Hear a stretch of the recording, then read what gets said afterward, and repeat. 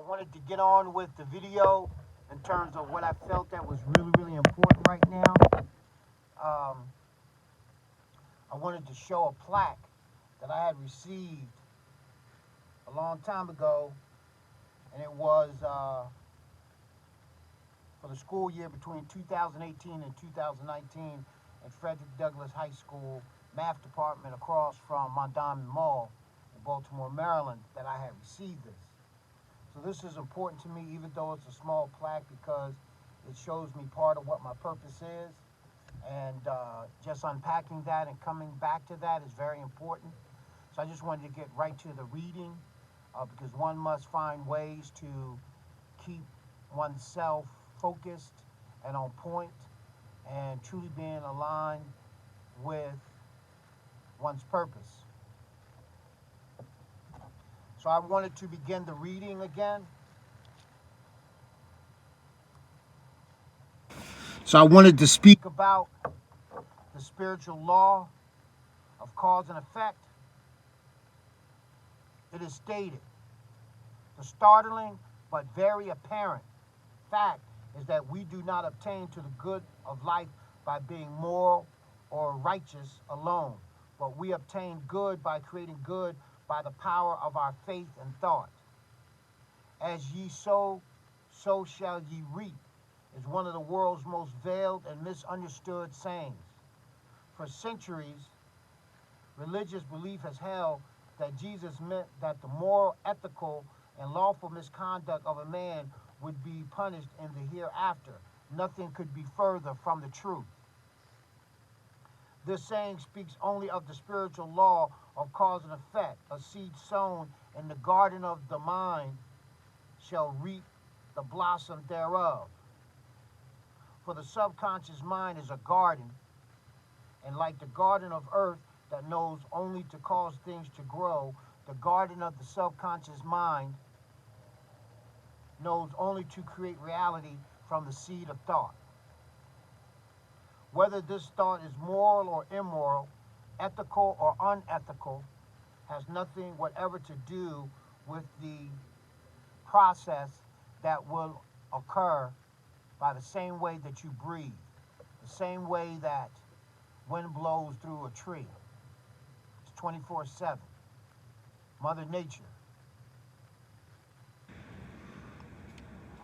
For the seed having been planted must grow, we're talking about thought, and grow it will into physical fact unless the seed itself is uprooted and another planted in its stead. So this is how we're able to remove what is called negative prompts by its root, and then replanting positive prompts. That way, when you're watching your thought throughout your day, by being constantly in prayer, anything that is not supportive of life and your well-being and that positive from within, you are able to transform that negative into a positive, because in the reality of facts, you cannot think two thoughts at the same time, either one or the other. So you choose, and by you choosing, you'll find out where you're going or not.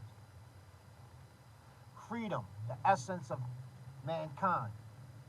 Since we have likened mental processes to religious ones, and since we have said that God is the subconscious mind, and that the subconscious mind or God does not recognize the difference between good and evil, there will be those among you who would be quick to assume that a God who does not know that suffering and pain and disease, war and disaster are attacking his flock is little better than a God who purposely loses these forces upon them.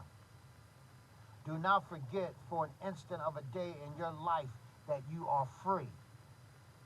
That freedom is the most miraculous part of your existence. That freedom has allowed you to establish exactly what you are today and will allow you to establish exactly what you will be tomorrow. That freedom must allow you to obtain what to you is evil as well as good, otherwise it would not be complete freedom. The very essence of man's existence is a determination of what constitutes good and what constitutes evil, and the subsequent choices of the good. For the good makes for progress, and the evil retards progress, and the purpose of all mankind is a progression and creation.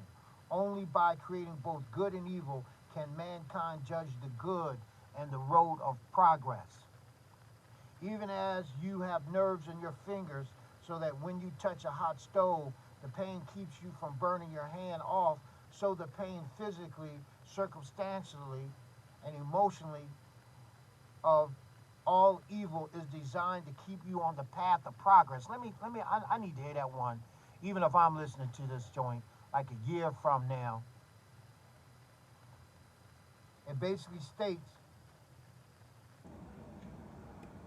the very essence of man's existence is a determination of what constitutes good and what constitutes evil, and the subsequent choice of the good. For the good makes for progress, and the evil retards progress, and the purpose of all mankind is progression and creation. Only by creating both good and evil can mankind judge the good and the road of progress. Even as you have nerves in your fingers, so that when you touch a hot stove, the pain keeps you from burning your hand off, so the pain physically, circumstantially, and emotionally of all evil is designed to keep you on the path of progress. God does not create evil. God does not create evil. God does not create evil. He simply endowed you with the prime function to create, and he allowed you to create what you will. He allowed you to create what you will. He allowed you to create what you will. He endowed you with the instinct of survival and progress, so that when you create something contrary to your own good, the lesson should keep you from creating it again. But God made man only to create through thought. Let me say that again. But God made man only to create through thought. Beyond that, each man chooses his own road. Morality and spiritual law. It is a common misunderstanding that morality and ethics are at all times synonymous with good. Morality and ethics are man's conceptions of what is good and in the main are right for any certain time and place, though they are constantly changing. But the irrefutable fact is that success and achievement, health and vigor are not directly the result of morality and righteousness. If there were, there would never be a maiden stricken by disease. There would never be a newborn baby with a crippled body. There would never be a poverty-stricken saint nor a righteous failure. And the truth is that the world is full of these. So often you hear it said, I don't understand why all this bad luck has overtaken me. I've never done anything to deserve it. Or someone will remark with horror, I work, and yet everything I do seems to fail. Or again, I try so hard to do the right thing, and yet God always seems to be punishing me. Get those thoughts out of your mind. Bad luck doesn't overtake you. You create it. You create it. I need to hear this. You create it. You create it. You create it. So the same way you create bad luck is the same way that you create good luck, by your thought and what you predominantly focus upon and how you pursue what you're supposed to be pursuing in the name of the big G, the big O, the big D, regardless what naysayers or what do you call that, Monday quarterbacks sit in the chair talking about the game, but they're not involved in it in no kind of way, and it's easier to tear down than to build up.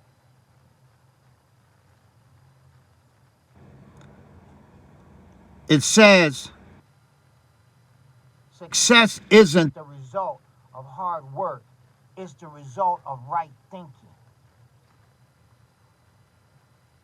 It says success isn't the result of hard work, it's the result of right thinking. And that's what I'm currently focused on right now. Right thinking. Right thinking, right action, right knowledge.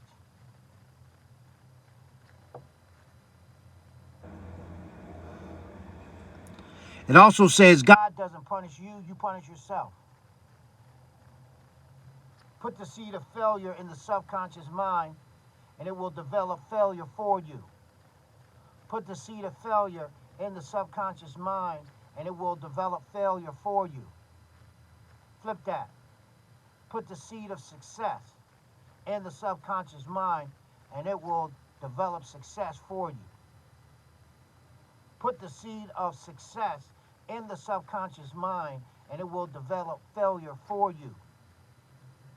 Put the seed of success in the subconscious mind, and it will develop success for you.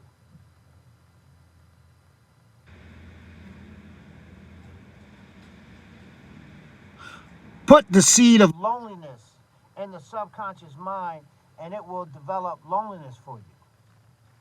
Put the seed of happiness and fullness in the subconscious mind, and it will develop happiness and fullness for you.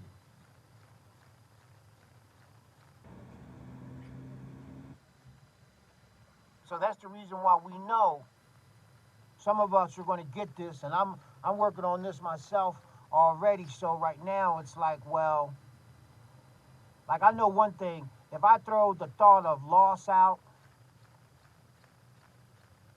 the thought of failure out, the thought of how I'm going to do this out, the thought of human expectations out, and give my entire being, my whole spirit, my whole soul, my whole thought to my Father who created me. Just like I was thinking about the other day about the widow's son, in reference to the grand architect and the three ruffians, regarding the lion's paw grip and everything that goes with that. And so it just came to me, what was the process on that? The process goes something like this. You have an earthly father, and we don't have to talk about biology and how the mother becomes impregnated and the sperm and the ovum and the egg. We passed that.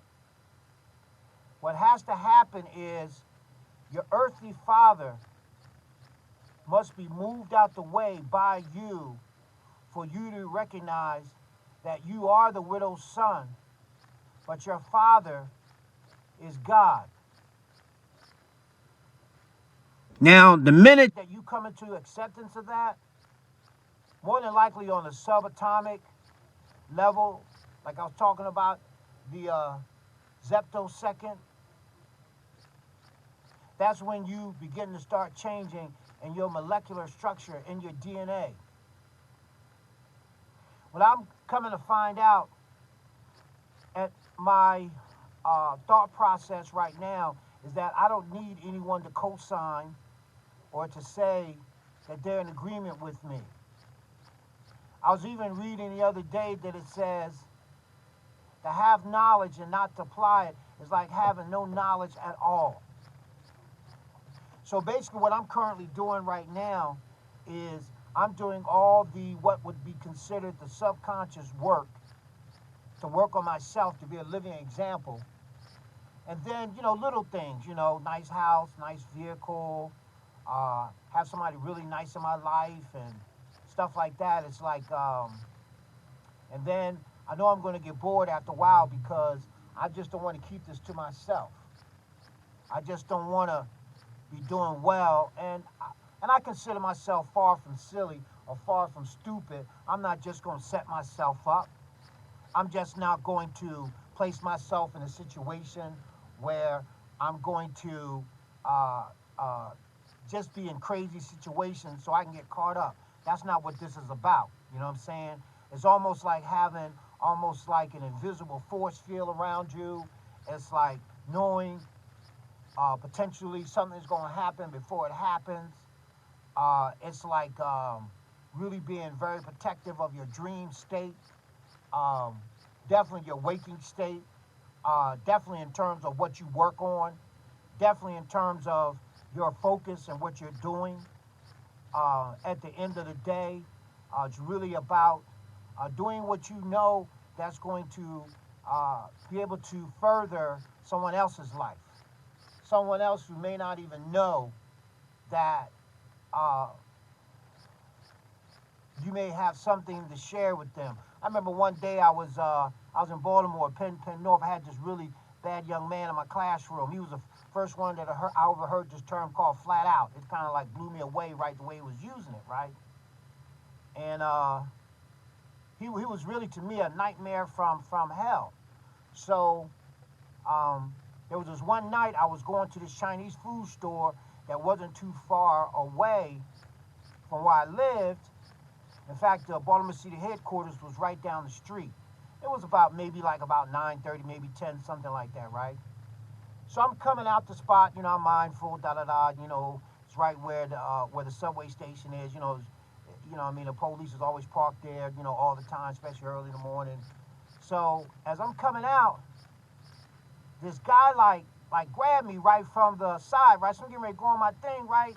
And it's a dude that he had like a FedEx uniform on, a UPS uniform, something like that, right? And the dude told me, say, at that time my name was different, right? But I'm just gonna go with my name now. He's like, Mr. Bay, it's me, it's your student, man. Thank you, man, for taking me off the block, man. Look, man, I'm driving my own, you know, truck, man. You know, I'm into the stock program. You know what I mean? I'm doing all the things that you told me, man.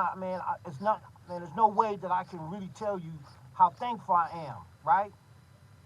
So I'll never forget that. And I didn't ever see that guy on the block no more.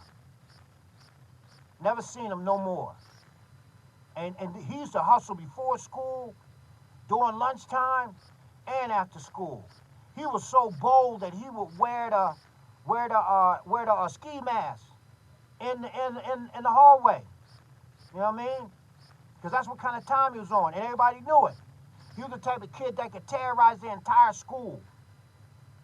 So that's some of the positive that I've done that maybe that I'm putting on this video that probably nobody knows, but it was big for me. So tomorrow I'm going to add up on this part here that says the importance of your neighbor. In fact, I might as well do it right now. The importance of your neighbor. There is but one universal mind in which we all live, move, and have our being. There are billions of conscious minds thinking into the universal subconscious mind, creating a physical reality with each thought that is sped with complete belief. This universal mind is reactive, creative, and it can create for your neighbor what you think into it for him. Now consider that very carefully.